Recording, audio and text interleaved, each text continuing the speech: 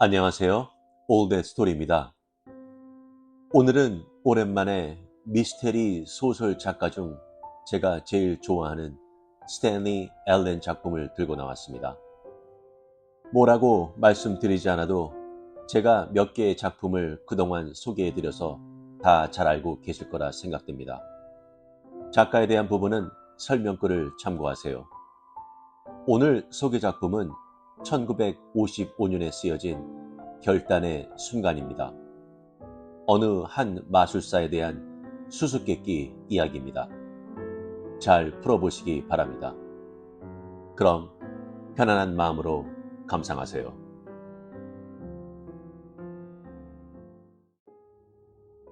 결단의 순간, 스탠리 앨런.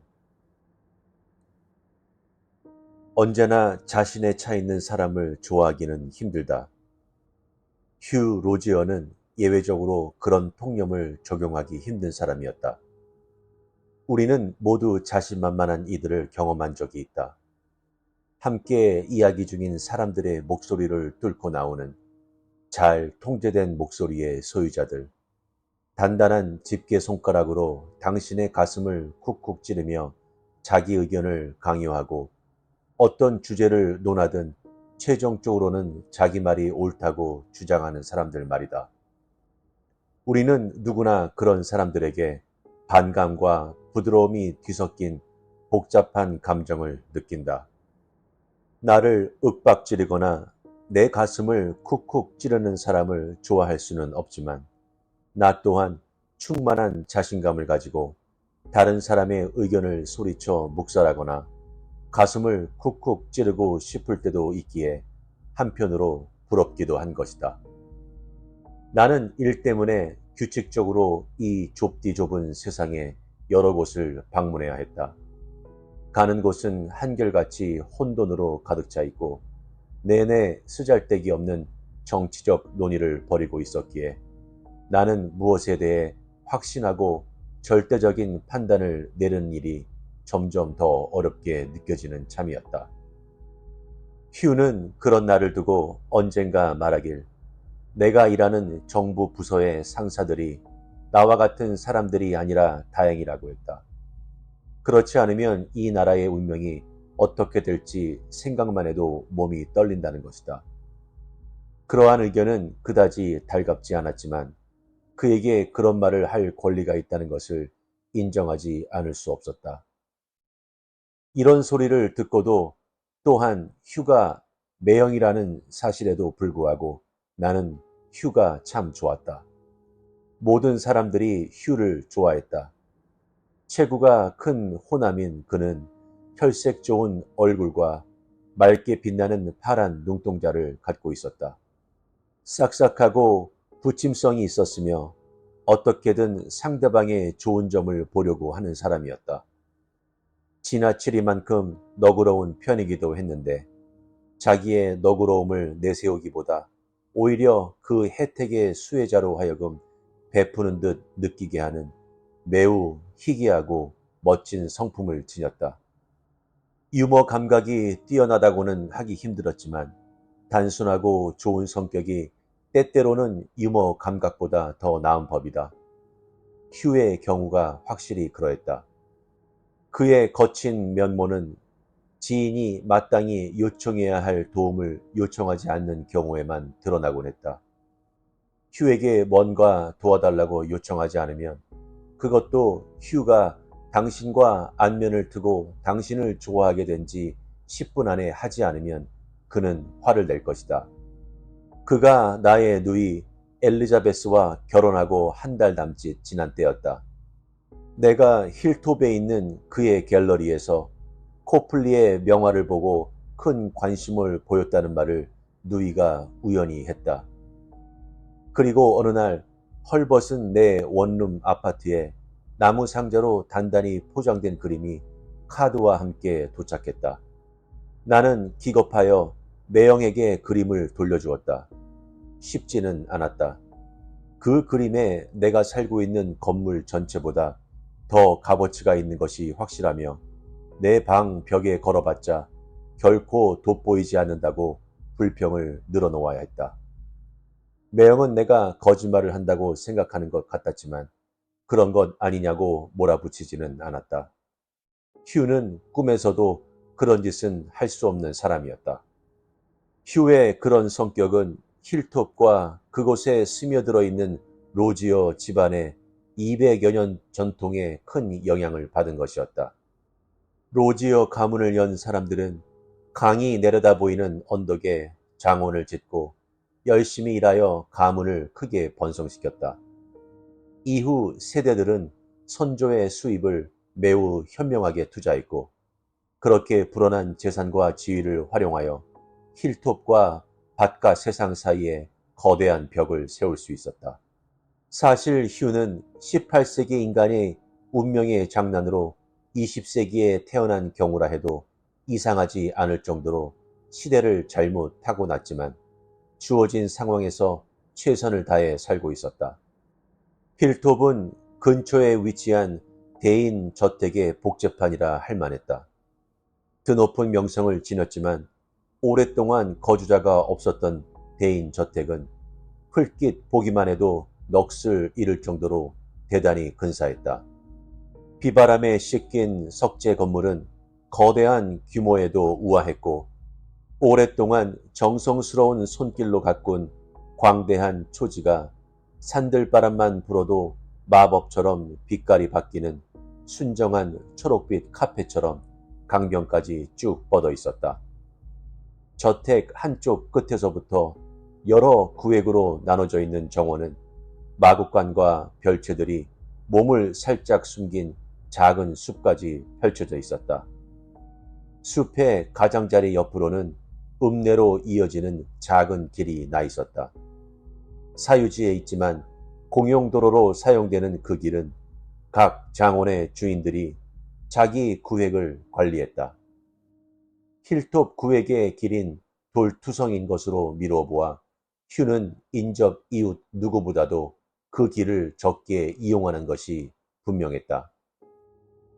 휴의 삶은 힐톱과 한 몸으로 묶여 있었다. 그는 급박한 상황에만 그곳을 떴다.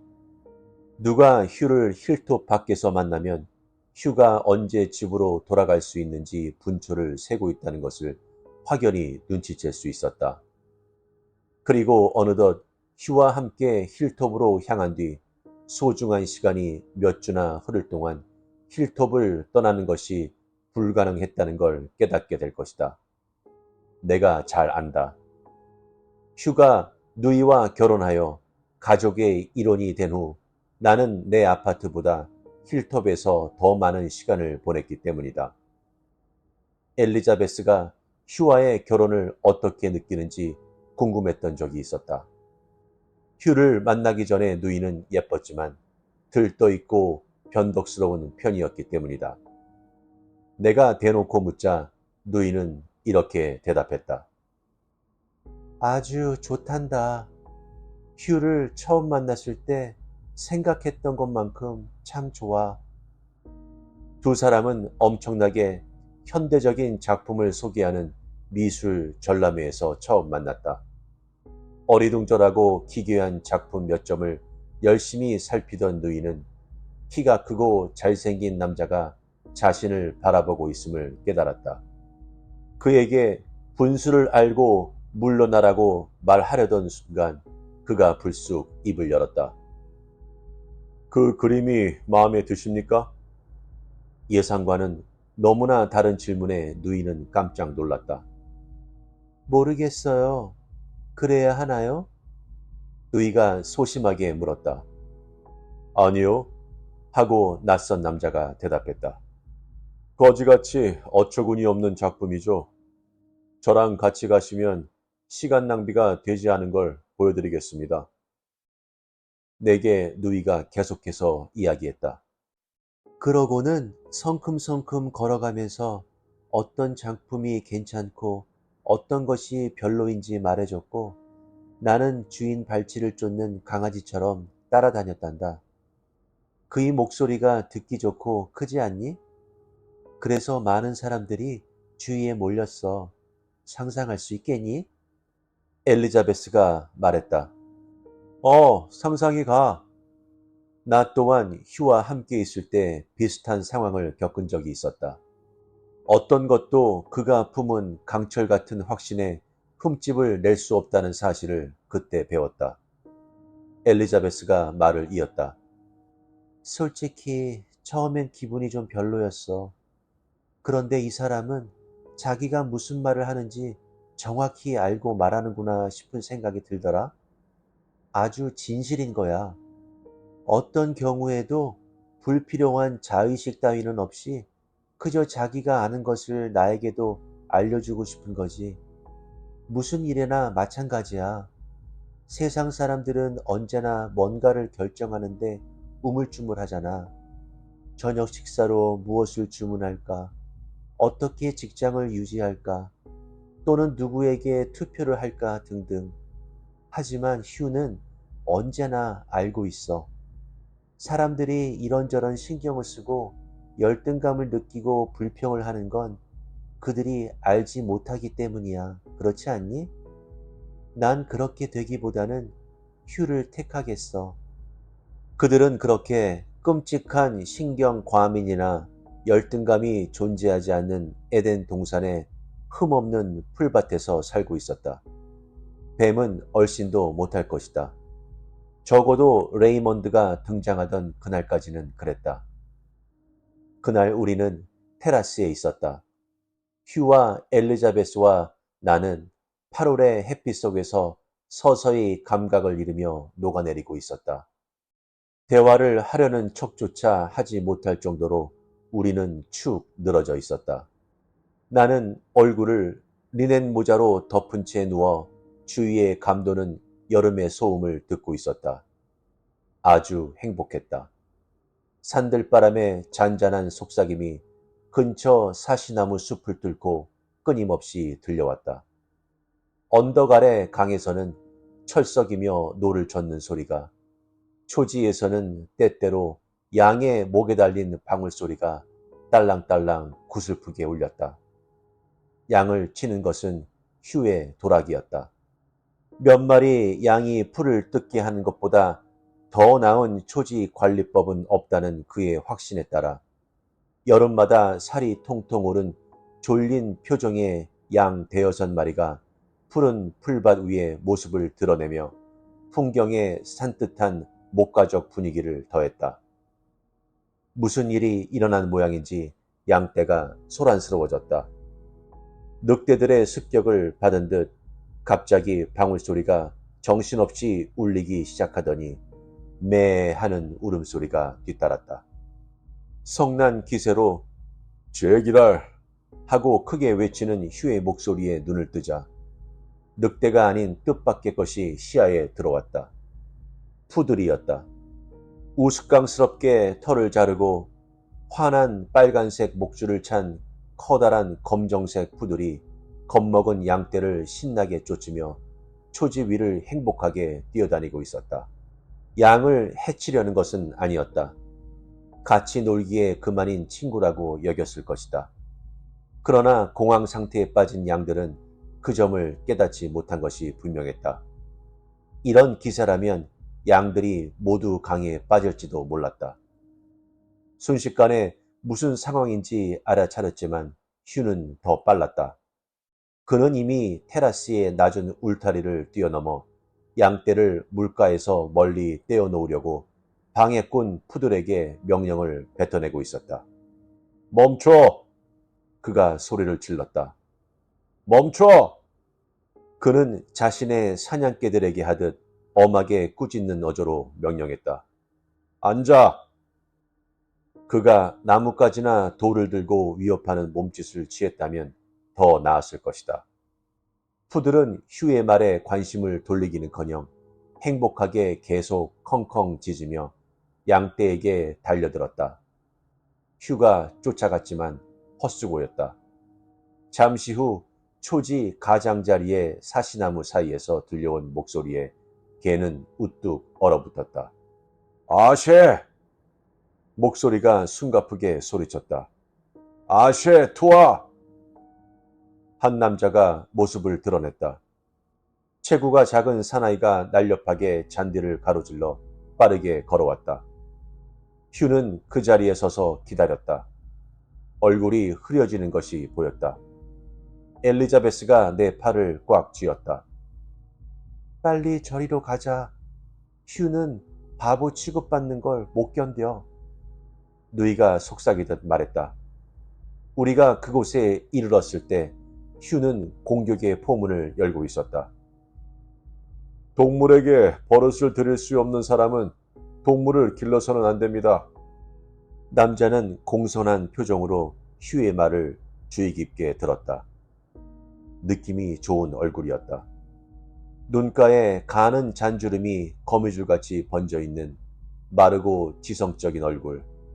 완전히 숨길 수 없었던지 이 상황이 우스운 듯한 기색이 상냥한 두 눈에 살짝 비쳤다. 마치 카메라 렌즈처럼 살짝 번득이며 세상을 비판하듯 인식하는 눈이었다. 휴와 같은 사람은 결코 감지할 수 없겠지만 나는 분명 그 눈빛을 보았고 마음이 다소 누그러지는 것을 느꼈다. 이 낯선 이의 얼굴은 감질나도록 낯익어 보이기도 했다. 훤칠한 이마와 수치 성긴 백발을 어디서 보았더라? 휴가 길고 준엄한 훈계를 하는 동안 기억을 헤집어 보았지만 답이 나오지 않았다. 휴의 훈계는 최선의 애견 훈련 체계에 대한 언급으로 접어들며 마무리가 되기 시작했다. 마침내 상대를 용서할 기분이 든 것이 분명했다. 별 피해가 없으니. 남자가 엄숙하게 고개를 끄덕였다. 하지만 이웃과 첫 대면부터 말썽을 일으키다니 죄송. 휴가 흠칫 놀란 표정을 짓더니 무례하다시피 한 어조로 물었다. 이웃이라뇨? 이 근처에 사신다는 겁니까? 남자가 사시나무를 향해 손을 흔들어 보였다. 저 숲 건너편에 삽니다. 대인저택이요?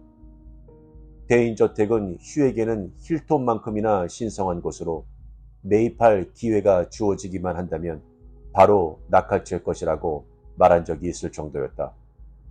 휴의 목소리에 언짢다기보다는 의심하는 기색이 뚜렷해졌다. 믿을 수가 없군요. 휴가 소리쳤다. 아, 맞습니다. 대인저택이요. 제가 오래전에 그곳에서 열린 파티에서 공연을 한 적이 있거든요. 언젠가는 소유하고 싶다고 그때부터 계속 바라고 있었답니다. 남자가 확인해 주었다. 공연이라는 단어, 그리고 완벽한 영어 발음에 아주 희미하게 남아 실린 억양이 실마리를 주었다.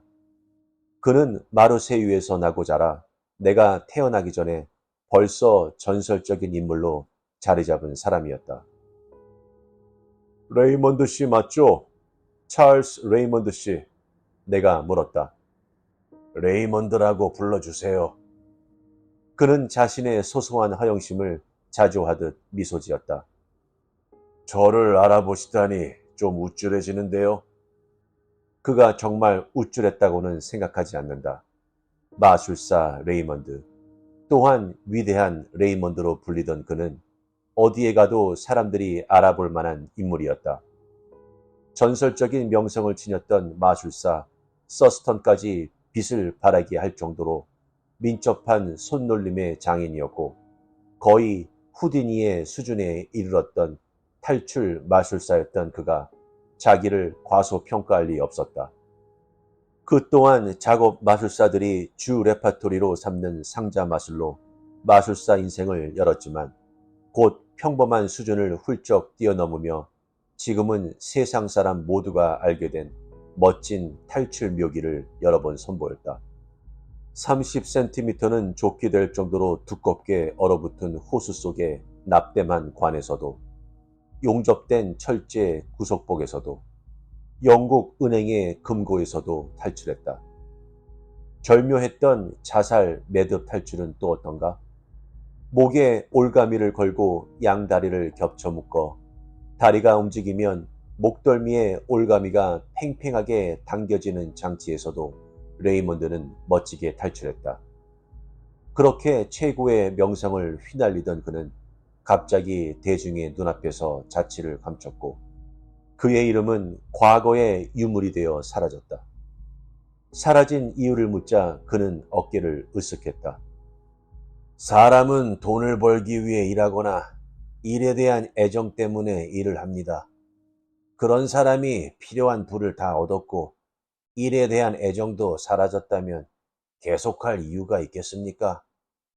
하지만 그렇게 대단한 경력을 포기한다는 것은 내가 반박하려고 했다. 이 저택이 여기서 기다리고 있다는 것을 안 것만으로도 가치가 있었답니다. 엘리자베스가 끼어들었다.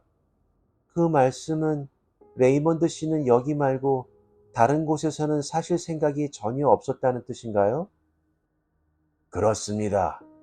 오랜 세월 동안 한 번도 다른 생각을 한 적이 없어요. 그가 코를 손가락으로 짚고 눈을 찡긋하며 환하게 미소를 지었다. 물론 저는 제 생각을 대인 저택 측에 숨기려 들지 않았지요. 그들이 저택을 시장에 내놓을 때가 되자 제게 바로 알려준 덕에 결국 제가 유일하게 연락을 받은 사람이 되었죠. 한번 마음을 먹으면 쉽게 포기하지 않은 편이신가 봅니다. 휴의 날선 말에 레이먼드가 웃었다. 마음을 먹은 정도가 아니에요. 거의 집착 수준이었습니다. 여러 해에 걸쳐 세상 곳곳을 가보았지만 아무리 근사한 곳이라도 저기 저 숲 가장자리에 위치한 저택만큼 좋을 수는 없다는 것을 알았어요. 근처에는 강이 흐르고 너머로는 언덕이 굽이치죠. 저는 다짐하곤 했습니다. 공연 여행을 그만두게 되면 이곳으로 오겠다. 그리고 강디드처럼 제 정원을 가꾸겠다고요. 그는 푸들의 머리를 쓰다듬으며 만족감에 흠뻑 젖은 눈빛으로 주위를 둘러보았다. 그리고 이렇게 제가 오게 됐네요. 이렇게 이곳에 온 그의 존재는 힐톱의 변화를 초래하고 있었다. 힐톱이 휴의 모습이 100% 반영된 곳임을 고려할 때 힐톱의 이는 변화는 사실 휴에게 일어나는 변화인 셈이었다. 그는 짜증이 잦아졌고 안절부절 못했으며 어느 때보다도 자기 의견에 대해 굳은 확신을 가지게 되었다. 거만함과 함께 휴를 이루는 다정함과 선량함도 여전히 존재했지만 그러한 품성을 일깨우기 위해 그는 예전보다 조금 더 애써야 했다. 휴는 마치 눈에 든 티 때문에 짜증이 나지만 티를 찾을 수 없어 참고 살아야 하는 사람처럼 보였다. 레이먼드가 바로 그 티였음은 굳이 말할 필요가 없으리라. 나는 때때로 그가 그 역할을 즐기고 있다는 느낌을 받았다. 은퇴한 공연가들이 을에 그러듯 집에서만 머무르며 정원을 가꾸거나 앨범을 준비하는 것이 그리 어려운 일이 아닐 터인데도 그는 그렇게 지내는 것이 아주 힘든 모양이었다. 그는 기묘한 타이밍으로 힐톱에 오곤 했고 휴 또한 대인 저택으로 가서 오랫동안 문구적거리며 그리 고요하지 않은 시간을 보내곤 했다. 같이 어울리기에는 잘 맞지 않는 두 사람이라 불화를 해결하는 손쉽고 논리적인 방법은 그저 따로 떨어져 지내는 것임을 그들이 모를 리가 없었다. 하지만 그들은 전기의 음극과 양극처럼 서로를 끌어당겼고 한 방에 있을 때면 둘 사이에 불똥이 튀며 적대적인 전류가 흘러 연기 냄새가 난다는 착각마저 일으킬 정도였다. 그 둘에게는 어떤 주제도 논쟁의 대상이 되었다. 둘은 비통한 기세로 결투를 했다. 스스로에 대한 거대한 확신의 갑옷을 두르고 무장한 휴를 상대로 레이먼드는 가늘고 긴 칼을 슬쩍슬쩍 휘두르며 갑옷의 틈을 찾으려고 했었다. 갑옷에 틈이 없다는 점에 레이먼드가 꽤나 초조함을 느꼈을 것이라 짐작해본다. 그는 어떠한 문제도 다각도로 살피고 동기와 원인에 대해서 열정적으로 깊이 탐구하는 사람이었기에 자기 의견을 법처럼 밀어붙이는 휴의 고집스러운 방식에 분노를 느끼곤 했다. 그는 휴에게 이러한 의견을 밝히는데 주저하지 않았다. 당신은 중세시대에 사는 사람 같군요. 그 시대 이후 인간이 배웠어야 하는 교훈이 많지만 가장 중요한 교훈은 이 세상에 쉬운 대답이 없다는 겁니다. 손가락 한 번 튕겨서 나오는 해결책이란 없어요. 언젠가 당신이 완벽한 딜레마, 대답할 수 없는 질문과 마주치게 되길 바랍니다.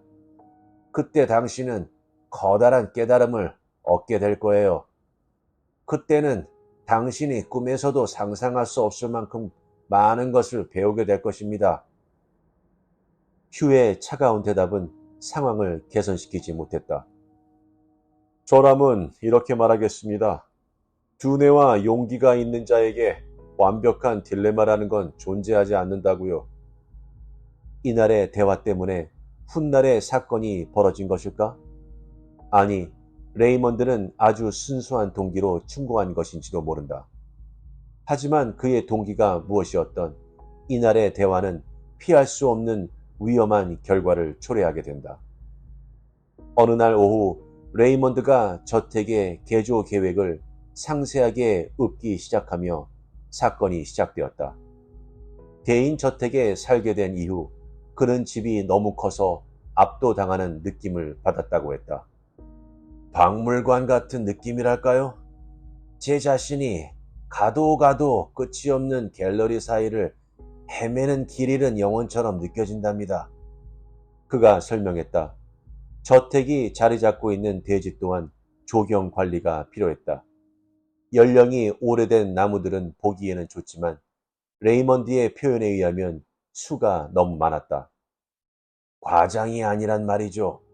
나무들 때문에 강이 안 보입니다. 저는 흐르는 물을 꼭 봐야만 하는 사람이거든요. 대체적으로 극적인 변화가 있을 것이다. 저택의 두 부분을 허물고 나무들을 뽑아내 물가로 널따랗게 길을 낼 계획이었다. 장소 전체가 생기를 띠게 될 것이다. 더 이상 박물관이 아니라 그가 오랫동안 상상해온 완벽한 집이 될 수 있도록 계획하고 있었다. 레이먼드가 계획을 읊기 시작했을 때 휴는 구부정하니 편안한 자세로 앉아 있었다. 장원에 닥칠 변화가 생생하게 묘사됨에 따라 휴는 점점 더 몸을 펴더니 마침내 말을 탄 경찰처럼 뻣뻣하게 몸을 고추세워 앉았다. 꽉 담은 입술에 피처럼 벌게진 얼굴로 그는 천천히 하지만 매서운 리듬으로 주먹을 쥐락펴락했다. 그가 폭발하지 않는 것이 실로 기적이었지만 그 기적은 오래 지속되지 못했다. 나는 엘리자베스의 표정에서 누이도 같은 생각을 하고 있다는 것을 알아차렸지만 둘 다 속수무책이었다. 레이먼드가 화려한 계획의 마지막 묘사를 마치고 만족스러운 어조로 자, 어때요? 어떻게 생각하세요? 하고 물었을 때 아무것도 휴를 막을 수 없었다.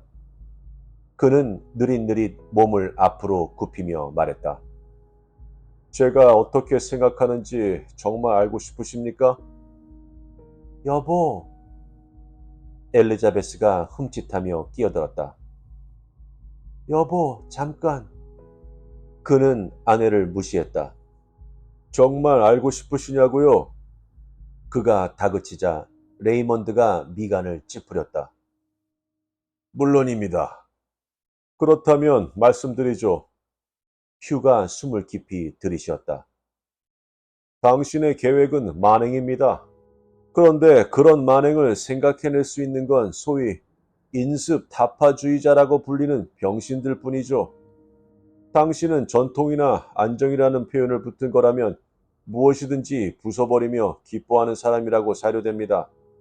세상을 바치고 있는 지지대마저도 차낼 사람이죠. 레이먼드의 낯빛이 분노로 매우 창백해졌다. 죄송합니다만 당신은 변화와 파괴를 혼동하고 계시는군요. 제가 무언가를 파괴하려고 하는 게 아니라는 걸 아실 텐데요. 저는 약간의 변화가 필요하다고 생각할 따름입니다. 필요라뇨? 수백 년 동안 잘 서 있던 나무들을 파버리는 게 필요입니까? 바위처럼 견고한 집을 부수는 게 필요해요? 저라면 그걸 터무니없는 파괴라고 하겠습니다. 휴가 조롱했다. 죄송하지만 당신을 이해할 수 없군요. 이 아름다운 경관을 새로 손보는 것이 어째서 모양을 다시 잡는 것이 당신과 말다툼을 하려는 게 아닙니다. 휴가 말을 끊었다. 저는 당신에게 알려드리는 겁니다. 당신에겐 그곳을 망가뜨릴 권리가 없다는 걸요. 그들은 자리에 버티고 서서 사나운 기세로 서로를 바라보았다. 큰 싸움이 벌어질까 겁을 집어먹지 않은 유일한 이유는 휴는 결코 폭력적으로 나오지 않을 것이며 레이먼드는 성질을 부리기에는 너무나 이성적이라고 내가 굳게 믿고 있었기 때문이다. 험악한 순간이 갑자기 마법처럼 사라졌다. 레이먼드가 흥미롭다는 듯 미소를 짓더니 휴를 공손한 자세로 관찰하기 시작했다. 그런 말씀이었군요. 바로 이해를 하지 못한 제가 멍청했습니다. 대인저택은 제 생각에는 좀 너무 박물관 같은데 그래도 그렇게 남아 있어야 하는 거군요. 저는 관리자가 되는 거고요. 사람들 눈에 저는 과거를 지키는 도움이랄까, 과거 유산을 관리하는 큐레이터 정도가 되겠네요. 그는 미소를 지으며 고개를 가로저었다. 정말 미안하지만 저는 그런 역할에 맞는 사람이 아닙니다. 저는 과거에 경의를 표하지만 교제는 현재화하고 싶습니다. 그런 이유로 저는 저 계획을 계속 추진할 생각입니다만 혹여나 그 때문에 우리의 우정에 금이 가는 일은 없기를 바랍니다. 길고 무더운 한 주를 책상 앞에 앉아 썩기 위해 이튿날 도시로 향하면서 내가 한 생각이 기억난다. 레이먼드가 이웃 사이의 문제를 상당히 잘 처리한 덕분에 감사하게도 상황이 그 정도에서 끝났다고 생각한다. 따라서 그 주가 끝날 무렵 걸려온 엘리자베스의 전화에 화들짝 놀랄 수밖에 없었다. 휴와 레이먼드가 대인저택 때문에 맞서는 상황이 더 이상 악화될 수 없을 지경으로 끔찍한 상태라고 했다.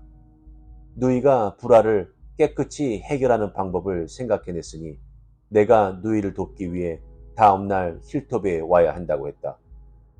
안 된다는 말은 듣지 않겠다며 막무가내였다. 휴가 귀를 기울일 몇 안 되는 사람 중 하나이기 때문에 누이는 내게 기댈 수밖에 없다고 했다. 나는 그 표현이 마음에 들지 않았다. 뭐 때문에 나한테 기댄다는 거야? 게다가 매형이 내 말에 귀를 기울인다니. 과장도 적당히 해야지 누나. 매형이 사생활에 내 조언을 원한다니. 상상이 안 돼. 너 이렇게 까다롭게 굴래? 까다롭게 구는 게 아니야. 내가 쏘아 붙였다. 난 그저 그 일에 관여하고 싶지가 않다고. 매형은 자기 일을 알아서 처리할 능력이 있는 사람이야. 누나도 잘 알잖아. 그 능력이 너무 과한 것 같으니까 그러지. 무슨 뜻이야? 지금은 설명할 수가 없어. 누이가 울먹였다.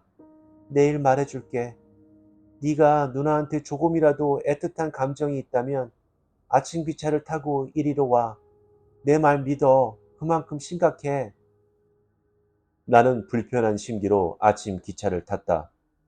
나는 상상력이 과한 탓에 사소한 것에서 우주적인 참극을 빚어내는 부류였고 저택에 도착할 즈음엔 거의 어떤 상황에도 놀라지 않을 정도로 온갖 생각을 다한 상태였다.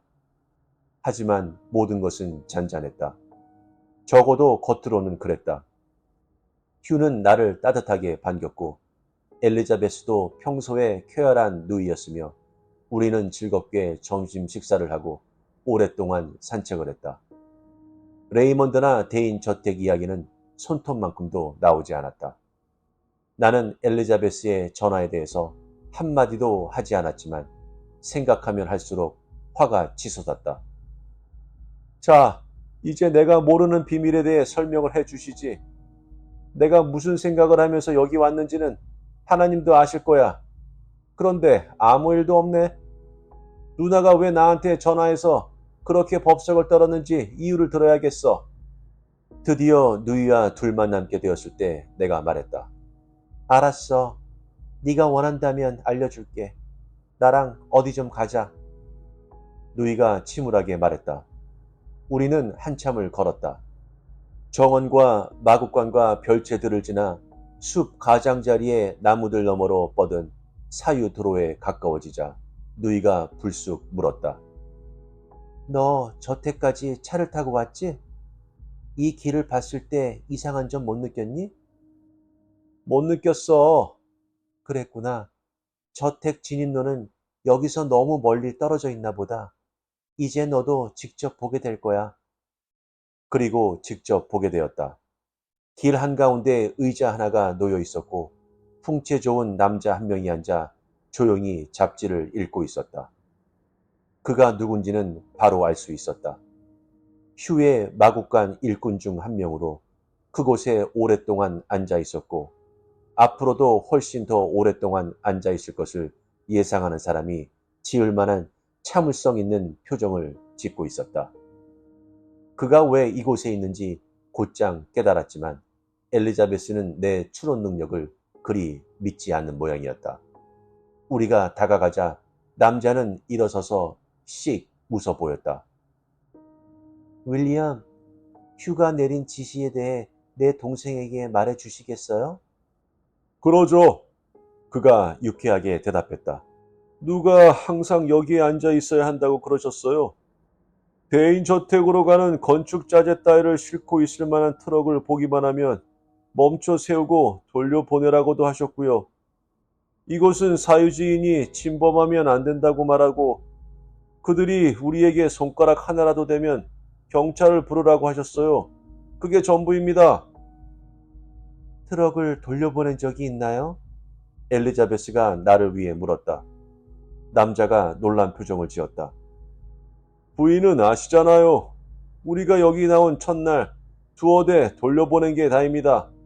별 문제도 없었고요. 그가 나를 향해 설명을 이어갔다. 사유지를 침범할 깜냥을 가진 운전사는 없으니까요.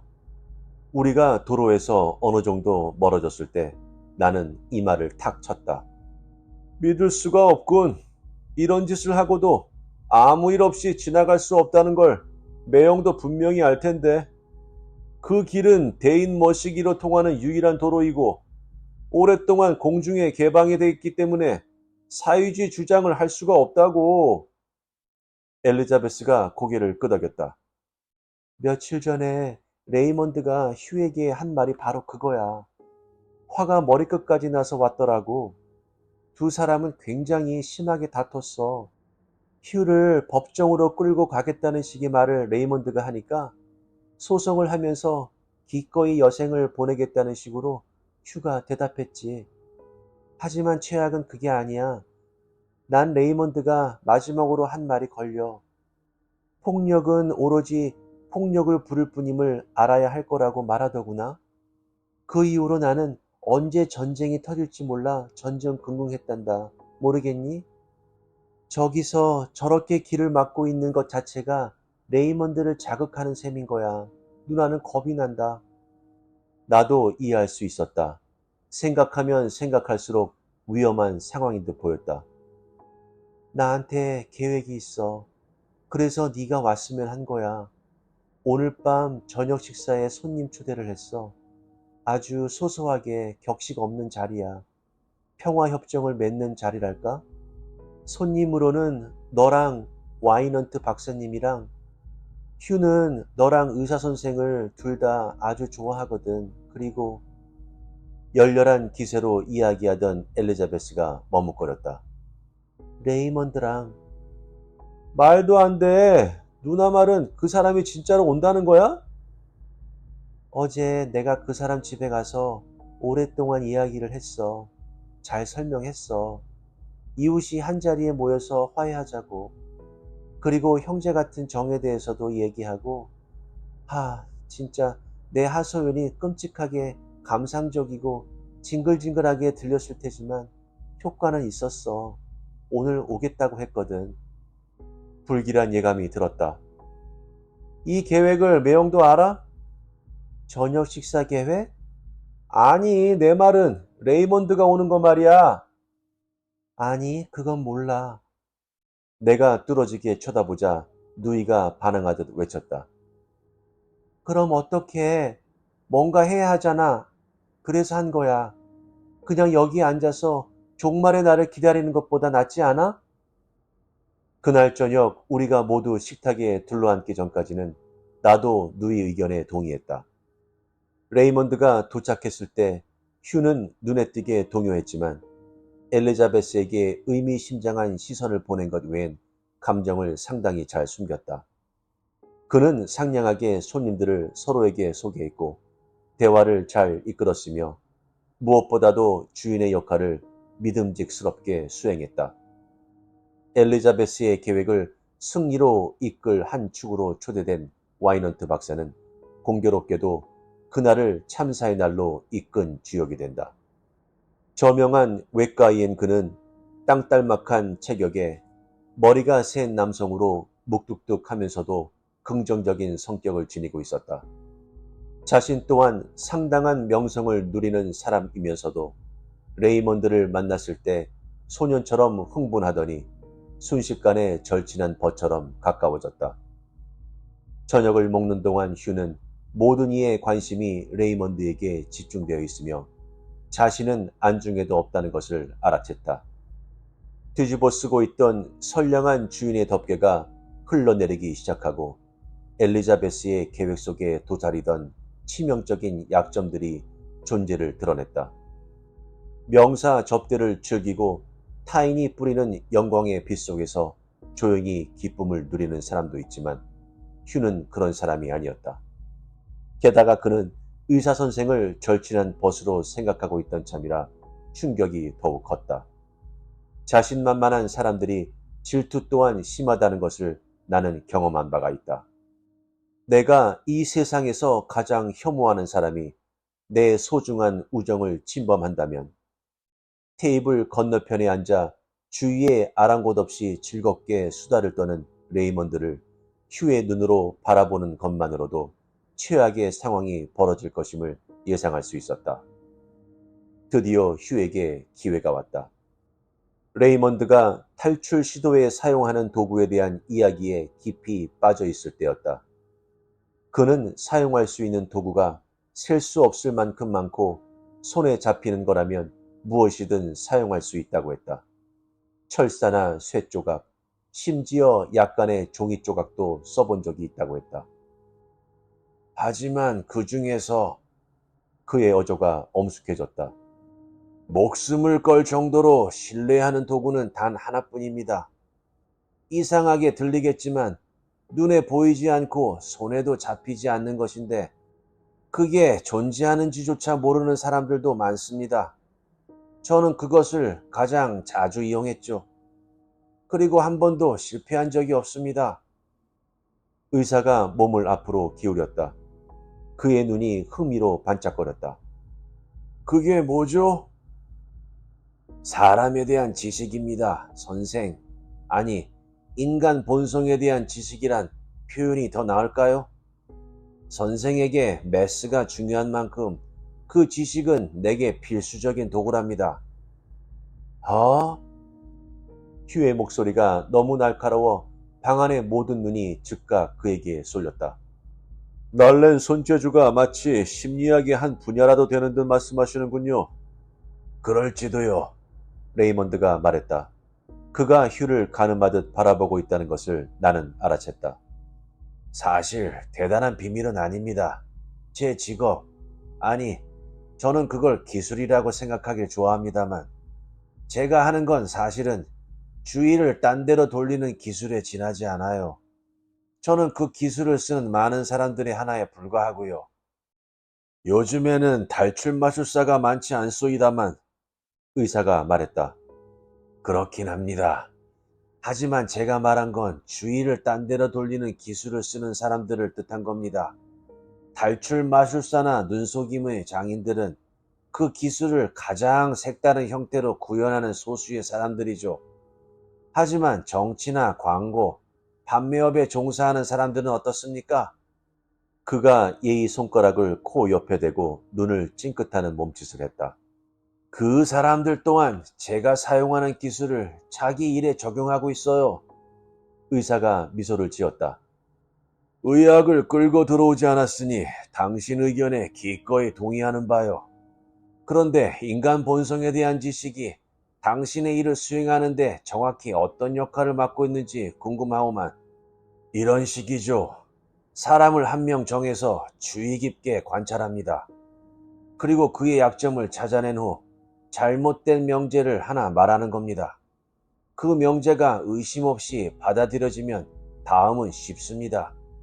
마술사에게 걸린 사람은 마술사가 보도록 허용하는 것만 보게 되고, 정치인에게 걸린 사람은 그 정치인에게 투표를 하게 됩니다. 세일즈맨한테 잡혔다면 광고 때문에 제품을 사게 되겠지요. 그가 어깨를 으쓱했다. 그게 다입니다.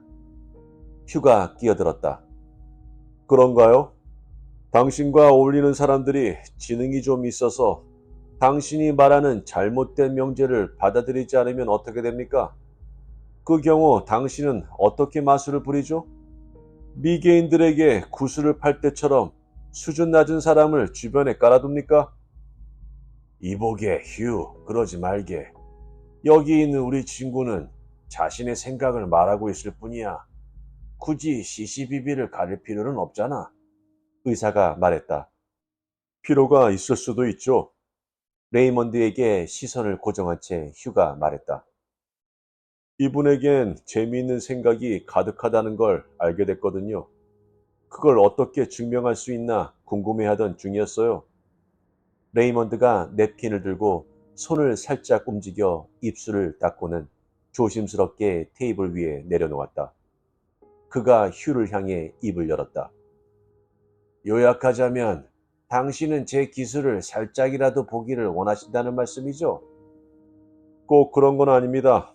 담뱃갑이나 모자에서 토끼가 나오는 등의 별 볼 일 없는 것은 보고 싶지 않아요. 저는 뭔가 괜찮은 것을 보고 싶습니다. 휴가 대답했다. 괜찮은 것이라. 레이먼드가 휴의 표현을 되풀이했다. 그는 실내를 둘러보며 관찰을 하더니 이윽고 휴에게 몸을 돌려 문을 가리켰다. 저녁 식사 전에 우리가 모였던 거실과 식당 사이에 위치한 거대한 참나무 문이었다. 지금은 닫혀 있었다. 저 문 잠겨 있지 않죠? 그렇죠? 네, 잠겨 있지 않습니다. 잠그지 않은 지 몇 해나 되었죠? 휴가 대답했다. 열쇠는 있고요. 휴가 주머니에서 열쇠고리를 꺼내 약간 힘겹게 구식의 무거운 열쇠 하나를 떼어냈다. 그래요. 식기실을 잠글 때 쓰는 것과 같은 열쇠입니다. 휴도 은연중에 흥미를 느끼기 시작했다. 좋습니다. 아니, 제게 주지 마세요. 의사 선생께 드리세요. 당신은 의사 선생이 명예로운 분이라고 믿으셨죠? 그렇죠? 네, 믿습니다. 휴가 심드렁하게 대답했다. 아주 좋습니다. 자, 의사 선생, 이제 저 문으로 가서 문을 잠가 주시겠어요? 의사가 문으로 척척 걸어가 열쇠 구멍 안에 열쇠를 밀어넣고 돌렸다. 딸깍하고 잠금새가 부딪히는 소리가 크게 울렸다. 의사는 열쇠를 쥐고 테이블로 돌아왔지만 레이먼드는 열쇠가 필요 없다는 손짓을 했다. 열쇠가 선생 손을 떠나면 안 됩니다. 그러면 모든 것이 허사가 되니까요. 그가 경고하는 말을 이었다. 자, 마지막으로 제가 문으로 다가가서 손수건을 살짝 흔들면 손수건이 열쇠 구멍에 닿을락 말락 펄럭였다. 짜잔, 문이 열렸습니다. 의사가 문으로 갔다. 반신반의한 표정으로 손잡이를 쥐고 돌리고는 문이 조용히 열리는 모습을 어안이 벙벙한 표정으로 바라보다가 말했다. 하하, 믿을 수가 없군. 어떻게 하신 건지는 모르겠지만 우리가 잘못된 명제를 굴 삼키듯 꿀꺽 삼켜버린 모양이군요. 엘리자베스가 웃었다. 오로지 휴만이 분노의 기색을 보였다. 대단하군요. 어떻게 된 겁니까? 당신 뭘 어떻게 한 겁니까? 그가 다그쳤다. 제가 뭘요? 레이먼드가 꾸짖듯 말하더니 모두를 보며 미소를 지었다. 이 상황을 즐기는 것이 분명했다. 제가 아니라 여러분이 한 것입니다. 나는 그저 인간 본성에 대한 약간의 지식으로 여러분을 도운 것일 뿐이고요. 내가 입을 열었다. 짐작이 갑니다. 저 문을 미리 손본 거죠? 의사 선생은 문을 잠근다고 생각했지만 그게 아니었어요. 선생은 사실 문을 열었던 겁니다. 그게 답이 아닌가요? 레이먼드가 고개를 끄덕였다. 바로 그게 답입니다. 문은 잠겨 있었어요. 제가 미리 그렇게 해놓은 겁니다. 오늘 저녁에 묘기를 보여달라는 주문이 나올 것으로 짐작했거든요. 가장 준비하기 쉬운 묘기였지요. 제가 거실에서 식당으로 들어오는 가장 마지막 사람이 되도록 주의하는 걸로 충분했어요. 아, 그리고 이걸 썼습니다. 그의 손에 쇳조각이 하나 들려 있었다.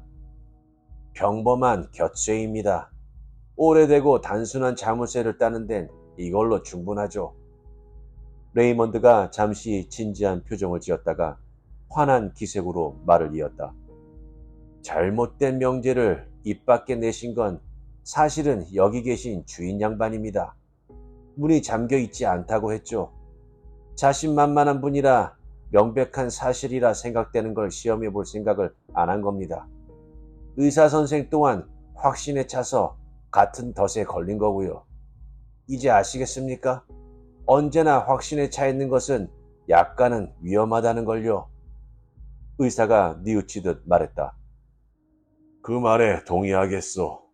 내 업종에선 그걸 인정하는 건 이단적 행위지만 말이지.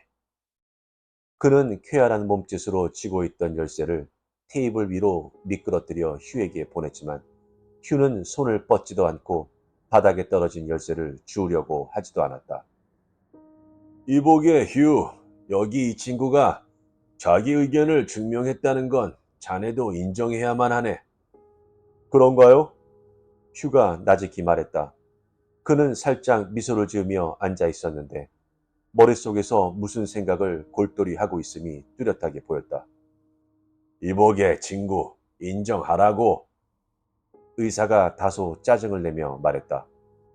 자네도 우리처럼 속지 않았나? 인정하지 않아? 그래요. 당신도 속았어요. 엘리자베스가 동의했다. 노인은 평화협정의 분위기를 잡을 수 있는 기회가 왔다고 생각한 것 같았다. 나한테 물었다면 타이밍이 좋지 않다고 말해줬으련만 나는 휴의 눈에 떠오른 표정이 마음에 걸렸다. 무언가 숨기는 듯한 눈빛이 휴답지 않았다. 보통 때의 휴는 정말 화가 났을 때는 난폭한 폭풍처럼 폭발하지만 일단 천둥 번개가 가라앉으면 진심으로 사과를 하는 사람이었다. 하지만 지금 그는 다른 분위기를 풍겼다. 나른한 듯한 그의 분위기에 경계심이 일었다. 휴가 한 팔은 의자 뒤로 들이우고 다른 한 팔은 테이블 위에 올려놓은 채 레이먼드 방향으로 몸을 반쯤 돌려 앉아 물끄러미 그를 바라보았다. 저는 소수에 속하는 듯이군요. 그래도 당신의 묘기가 실망스럽다는 걸 말씀드리지 않을 수 없어요. 잘 짜인 마술이 아니었던 건 아닙니다. 그건 인정합니다. 하지만 유능한 열쇠장이한테 기대할 수 있는 것 이상도 아니었어요. 이보게, 자네 엄청나게 큰 신포도를 먹고 있구먼. 의사가 조롱하자 휴가 고개를 저었다. 아니요. 저는 그저 문에 자물쇠가 있고 그걸 열 열쇠가 손에 있다면 문을 여는 건 대단한 마술이 아니라고 말하는 것뿐입니다. 여기 계신 우리 버스의 명성을 고려한다면 그것보다는 대단한 걸 볼 거라고 생각했거든요. 레이먼드가 얼굴을 찡그렸다. 재미있게 해드리고 싶었는데 실망을 시켜 죄송합니다. 아, 재미라면 있었어요. 그에 대한 불만은 없습니다. 하지만 진정한 시험이라면 진정한 시험요? 네, 좀 색다른 건 말이죠. 예를 들면 자물쇠나 열쇠같이 미리 손볼 수 있는 요소가 없는 문이라던가 손가락으로 살짝 건드린 것만으로 열리지만 그럼에도 한 번 닫히면 열기가 불가능한 문은 어떠신지. 레이먼드가 마치 눈앞에 내놓은 그림을 살펴보듯 눈을 가늘게 뜨더니 마침내 말했다. 아주 흥미롭군요. 좀 더 말씀해 보세요. 아니요, 휴가 말했다. 목소리에서 갑작스러운 열기가 느껴져서 나는 바로 이 순간이 그가 의도한 순간임을 알아차렸다. 그보다 직접 보여드리겠습니다. 자리에서 훌쩍 일어서는 그를 따라 우리도 따라 일어섰다. 엘리자베스만 제외하면 누이는 자리에 앉은 채였다. 같이 가겠느냐고 내가 물었지만 누이는 그저 고개를 흔들었고 무력한 눈빛으로 우리가 방을 뜨는 모습을 바라보았다. 휴가 도중에 손전등을 가져가는 모습을 보며 지하로 향하고 있음을 깨달았다. 전에 가보지 못한 곳이었다. 와인 저장고에 와인을 고르는 것을 돕기 위해 지하에 가본 적이 몇 번 있었지만 우리는 이미 저장고를 지나 희미한 조명이 밝혀진 그 뒤에 기다란 방으로 들어가고 있었다. 발이 거친 돌바닥을 긁는 소리가 요란하게 울렸고 주위 벽에는 지하수로 침윤된 흔적이 드리워졌다. 밤이 내린 따뜻한 바깥과는 달리 이곳은 습기 어린 냉기로 가득했다. 가슴에 소름이 돋았다. 아틀란티스 무덤 그 자체로구먼. 의사가 부르르 떨며 헛헛한 목소리로 말했을 때 나는 나 혼자만 그렇게 느낀 건 아니구나 싶어 다소 마음이 놓였다. 방 끝에 이르자 벽 속으로 깊이 팬 공간이 나왔다. 굳이 묘사하자면 돌로 지은 옷방이라 부를 만한 공간은 천장까지 이르렀고 너비는 약 1m 20cm, 길이는 그의 2배에 약간 못 미칠 정도의 크기였다. 열린 입구 안쪽은 칠흑처럼 어두웠고 휴가 그 어둠 속으로 손을 뻗어 둔중한 문을 당겨 닫았다. 그가 불쑥 말했다. 이겁니다. 10cm 두께의 목재 문이죠. 문가에 딱 맞게 재단된 터라 닫으면 공기가 거의 안 통합니다. 목수의 솜씨가 근사하죠? 200년 전에는 다 그랬어요. 자물쇠도 빗장도 없고 손잡이로 사용되는 문고리가 양쪽에 달려있을 뿐입니다.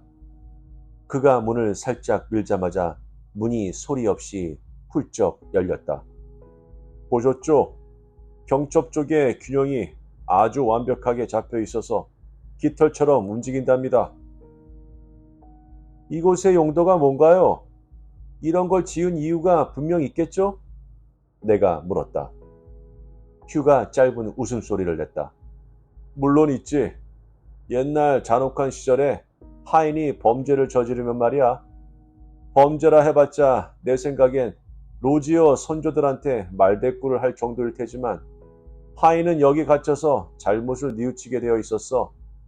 고작해야 2-5시간을 견딜 정도의 공기밖에 없기 때문에 하인은 기막히게 빨리 잘못을 빌거나 아니면 전혀 빌 수 없게 되지. 의사가 조심스럽게 물었다. 저 문을 열면 되잖나. 건드리기만 해도 열리면서 공기가 들어올 텐데 하인이 저 멋진 문을 열지 못하는 이유가 무언가? 보세요. 휴가 밀실 안에 손정등을 비추자 우리는 뒤에 옹기종기 서서 안을 들여다보았다. 불빛이 둥글게 퍼지며 안쪽 벽을 비추자 머리 높이 약간 위로부터 늘어져 있는 짧고 굵은 쇠사슬이 눈에 들어왔다. 사슬 끝에는 U자 모양의 목줄이 달려 있었다. 식당을 떠난 이후 레이먼드가 처음으로 입을 열었다. 그렇군요. 제대로 머리를 쓴 장치예요. 하인은 벽에 등을 대고 서서 문을 보게 되죠. 목덜미 위로 목줄이 채워지고 그리고 목줄에 자물쇠가 보이지 않는 걸 보니 목 주위에 두른 후 망치로 쳐서 겉쇠를 고정하는 방식이겠어요. 문이 닫히면 하인은 마치 투명 옷고리에 걸린 것 같은 모양새로 몇 시간을 갇혀 있는 거예요. 양발을 뻗어서 문고리를 잡아보려고 해도 발이 문에 닿지 않아요. 운이 좋다면 쇠 목줄에 목이 졸리지 않아서 누가 문을 열어줄 때까지 살아있을 수도 있겠습니다. 세상에, 묘사가 너무 생생해요. 마치 내가 그 하인이 된 기분이요. 의사의 말에 레이먼드가 희미하게 미소를 지었다. 저는 이제까지 그런 경험을 많이 했습니다. 장담합니다만 상상이 아무리 끔찍해도 현실만은 못합니다. 종래에는 공포와 극한 공황의 순간이 닥치죠. 예외란 없어요. 갈빗대가 터질지도 모른다는 생각이 들 정도로 심장이 미친 듯이 뛰고 순식간에 온몸이 차가운 땀으로 흠뻑 젖게 됩니다. 그런 상황에 놓이면 반드시 자기 자신을 통제하고 모든 허약함을 떨쳐버려야 합니다. 그리고 이제까지 배운 교훈을 모두 떠올리는 겁니다. 하지만 그가 손날로 날렵한 목덜미 위를 휙 그었다. 평범한 희생양들은 불행히도 스스로를 구하는 데 필수적으로 필요한 용기와 지식이 없기 때문에 굴복하게 되지요. 그가 슬프게 결론을 맺었다. 하지만 당신은 그렇지 않겠죠? 휴가 말했다. 그리 생각하지 않을 이유가 없군요. 휴의 목소리에 뜨거운 열기가 깃들었다. 당신 말은 200년 전에 저기 묶여있던 사람과 똑같은 조건에 처한다 해도 당신이라면 이 문을 열 수 있다는 뜻이겠죠? 가벼이 무시하기에는 휴의 질문에 어린 도전의 기색이 너무 강했다. 레이먼드는 집중하는 듯 표정을 찡그린 채 한동안 가만히 서 있다가 대답했다. 그래요. 쉽지는 않을 겁니다. 아주 단순한 장치라 더 위협적이에요. 하지만 가능하긴 합니다. 얼마나 걸릴까요? 기껏해야 1시간 정도? 지금 이 순간을 위해서 휴는 그렇게 먼 길을 돌아온 것이다. 그는 한마디 한마디를 한껏 즐기며 느릿느릿 질문을 했다. 내기하시겠습니까? 잠깐만 기다리게. 의사가 끼어들었다. 무슨 소리들인가? 그만둬요. 구경은 잠깐 쉬고 이쯤에서 한잔하는 건 어때요? 재미난 것도 좋지만 여기서 놀다가는 폐렴에 걸리겠습니다. 나도 끼어들었다. 휴도 레이먼드도 꿈쩍도 하지 않았다. 그들은 서로를 바라보며 서 있었다. 휴는 초조한 기색이었고 레이먼드는 깊이 생각에 잠긴 기색이었다. 이윽고 레이먼드가 말했다. 뭘 거실 겁니까? 간단합니다. 당신이 지면 한 달 안에 개인 저택에서 떠나세요. 나한테 팔면 됩니다. 제가 이기면요. 휴로서는 입 밖에 시내기 힘든 제안을 했다. 제가 지면 떠나는 쪽은 제가 되는 겁니다. 당신이 힐톱을 사지 않는다면 다른 사람에게 팔겠습니다. 휴를 아는 사람이라면 그 제안이 얼마나 놀라운 것인지 알 것이었다. 우리 누구도 한동안 입을 열지 못했다. 가장 빨리 정신을 차린 사람은 의사 선생이었다. 휴, 그런 결정은 혼자서 내리는 게 아니네. 그가 경고조로 말했다. 아내가 있지 않나. 엘리자베스의 생각도 중요하다네. 내기하겠어요? 내기하고 싶습니까? 휴가 레이먼드를 다그쳤다. 대답하기 전에 먼저 말씀드려야 할 것이 있습니다만 레이먼드가 잠시 말을 멈췄다가 느릿느릿 말을 이었다. 제가 단순히 지루해서 흥미를 잃었기 때문에 일을 그만둔 것처럼 말씀드린 적이 있죠. 어리석은 자존심 때문인지 제가 여러분께 잘못된 인상을 드린 것 같습니다. 사실은 그게 전적인 진실은 아닙니다. 몇 년 전에 의사에게 갈 일이 있었어요. 그때 의사가 제 심장 박동을 들은 후에는 제가 이 세상에서 가장 중요하게 다루어야 할 점이 제 심장으로 바뀌었습니다. 왜 이런 말을 하는지 궁금하시죠? 당신이 거는 내기가 이웃 간의 다툼을 마무리하는 데는 참으로 독특하고 재미있는 방법이지만 저는 건강상의 이유로 거절하지 않을 수 없기 때문입니다. 1분 전에는 완전히 건강했지 않습니까? 휴가 굳은 목소리로 말했다. 당신은 그렇게 생각하고 싶겠지요. 조력자도 옆에 없고 상황을 해결할 열쇠도 주머니에 없고 없는 걸 있는 것처럼 착각하면서 속아 넘어가 줄 사람도 없으니 할 수 없다는 거 아닙니까? 그냥 졌다고 인정하세요. 레이몬드가 뻣뻣해졌다. 그런 건 인정하지 않겠습니다. 이 시험이 힘들긴 하지만 필요한 도구는 여기 다 있습니다. 충분히 말이죠. 믿기 어렵겠지만. 휴의 커다란 웃음소리가 뒤로 뻗은 화랑벽에 부딪히면서 메아리처럼 퍼져나갔다. 벽을 잇따라 때리며 퍼지는 웃음소리 속에 펄럭이던 생생한 경멸의 감정이 레이몬드를 밀실 속으로 몰아넣었다고 확신한다. 휴가 손잡이는 짧지만 머리는 묵직한 망치를 꺼내들고 고른 기세로 세게에 내려치며 레이먼드의 목에 쇠줄을 채웠다. 망치질이 끝나자 레이먼드가 캄캄한 암흑 안에서 시계를 지켜들었다. 라디움 마감이 된 숫자판이 창백하게 빛났다. 그가 조용히 말했다. 지금이 11시입니다. 내기의 내용은 자정까지 이 문을 열어야 하며 그러기 위해 어떤 방법을 동원해도 무방하다는 것. 이것이 내기의 조건입니다. 여기 계신 신사분들이 그 증인이고요. 문이 닫히고 남은 세 사람은 우왕좌왕하기 시작했다. 이 세상에 존재하는 그럴 수 있는 모든 기하학적 도형을 돌바닥에 그리는 것이 의무라도 되는 양 우리 세 사람은 이리저리 우왕좌왕 걸어다녔다. 의사는 빠르게 총총대며 나는 휴의 휘청거리는 큰 보폭에 맞춰 걸었다. 각자의 그림자 위로 앞서거니 뒤서거니 오가는 어리석고 의미 없는 행군.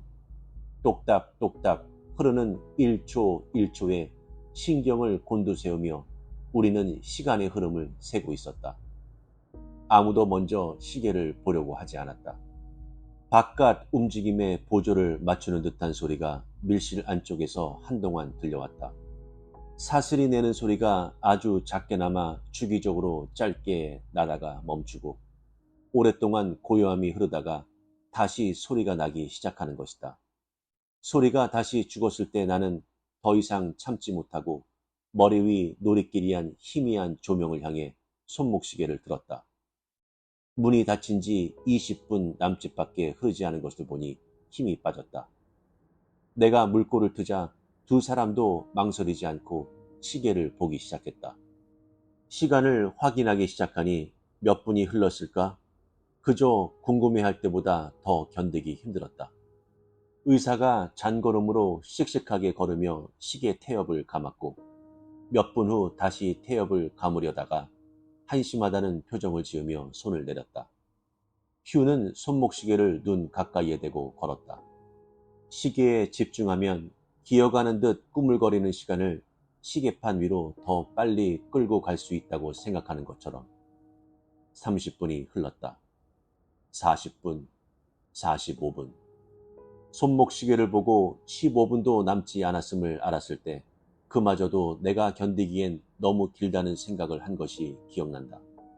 냉기가 몸속 깊숙이 묵직하게 내려앉아 몸이 아팠다.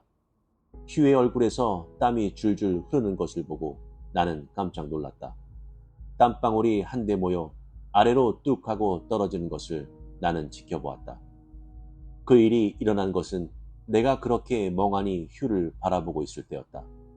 멀리서 들려오는 괴로운 울부짖음처럼 비명이 밀실의 벽을 뚫고 나왔다. 음절 하나하나가 또렷이 살아있었다. 우리는 부르르 떨었다. 의사 선생, 공기가... 레이먼드의 목소리였다. 두꺼운 벽 때문에 목소리는 높고 가느다랗게 들렸다.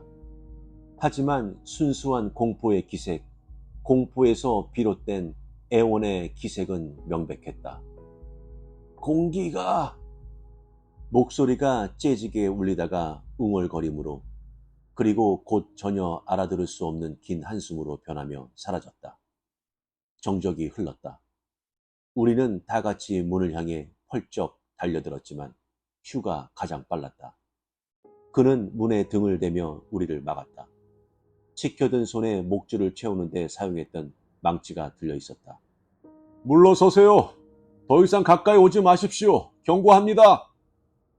그가 소리쳤다. 손에 들린 무기의 위협 때문인지 그의 분노가 더욱 생생하게 느껴져서 우리는 흠칫 멈춰섰다. 이보게, 휴. 자네가 무슨 생각을 하는지 아네만 이젠 걱정할 필요가 없네. 내기는 취소야. 내가 모든 책임을 지고 문을 열겠네. 나를 믿게. 의사가 애원했다. 선생을 믿은들 무슨 소용입니까? 내기 조건을 기억하세요? 1시간 내 문을 열어야 하고 어떤 방법을 동원해도 무방하다. 이게 조건이에요. 무슨 뜻인지 아십니까? 두 사람 다 저자한테 속고 있어요. 죽을 것처럼 저러는 거 다 가짜란 말입니다. 두 사람이 속아서 문을 열면 저자는 내기를 이기게 돼요. 내기의 당사자는 두 사람이 아니라 나란 말이죠. 그러니 결정은 내가 내릴 겁니다. 휴의 목소리가 긴장으로 떨리기는 했지만 나는 그가 생각보다는 당황한 상태가 아니라는 것을 알 수 있었다. 하지만 그래서 상황은 그만큼 더 나빠 보였다. 가짜로 저러는지 어떻게 알아요? 심장이 좋지 않다고 했지 않습니까? 현장에서 이런 식으로 공황 상태에 빠져서 부담을 느끼는 일이 항상 있었다고 했잖아요. 매형이 무슨 권리로 저 사람의 생명을 가지고 도박을 한다는 말입니까? 내가 닭을 쳤다. 제길, 저남은 아직도 모르겠어? 저자는 내기 냄새를 맡기 전에는 심장이 나쁘다는 말을 전혀 한 적이 없단 말이야. 이런 식으로 덫을 놨다는 걸 모르겠어?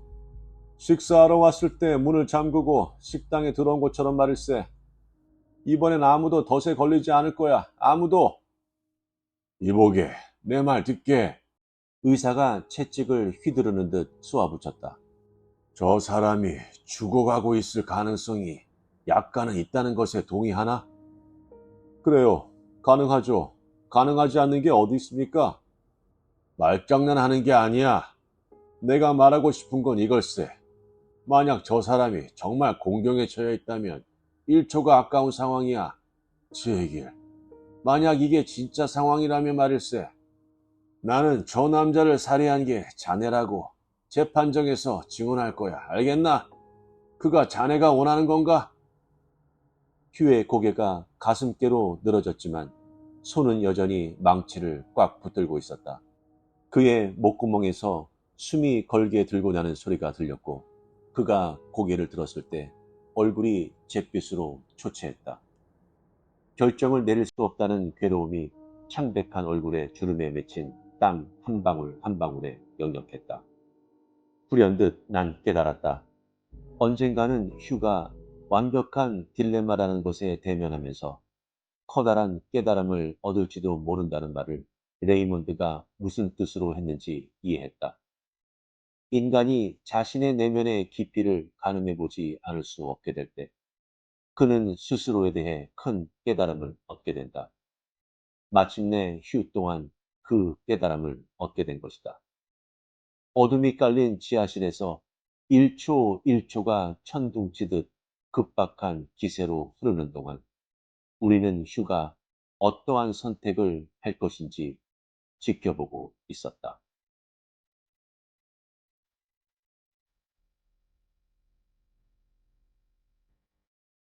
어떠셨나요? 휴 로지어는 자신과 자신의 의견에 대해 완전히 확신합니다.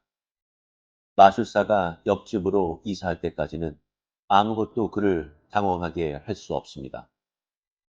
휴는 이성과 지식에 대한 확신이 있는데 레이먼드는 사람의 심리적 약점에 파고드는 일을 쉽다고 자극합니다. 휴는 손님들이 있는 파티에서 레이먼드에게 목숨을 건 탈출 마술을 보여달라고 합니다. 인간이 자신의 내면의 깊이를 가늠해 보지 않을 수 없게 될 때 그는 스스로에 대해 큰 깨달음을 얻게 된다. 이 문장 하나가 스탠리 앨런 소설의 멋진 점을 피력한다고 볼 수 있는데요. 스탠리 앨런은 다양한 딜레마를 제공하며 우리에게 질문하고 있는 게 아니었을까 생각합니다. 여러분들은 이러한 딜레마에 어떤 결정을 내리시겠습니까? 저도 돌이켜보면 지금까지 살면서 어느 순간에 결정을 내리는 데 있어 결정장애라고 할 정도로 많이 힘들었을 때가 있었습니다. 여러분들은 어떠셨나요? 정말 옳은 결정이라고 하는 게 있을까요? 결과가 좋으면 옳은 결정이고, 결과가 좋지 않으면 안 좋은 결정일까요? 저는 솔직히 그렇게 생각하진 않습니다. 단지 어떠한 결정이라도 그 결정을 존중하고 끝까지 싸워 이겨내면 비록 예상치 못한 결과를 초래한다고 할지라도 그게 후회하지 않는 결정이라고 생각합니다. 여러분의 힘든 결정은 무엇이었습니까? 그 결론은 어찌 되었나요? 알려주세요. 구독과 좋아요는 영상 제작에 많은 힘이 됩니다. 감사합니다.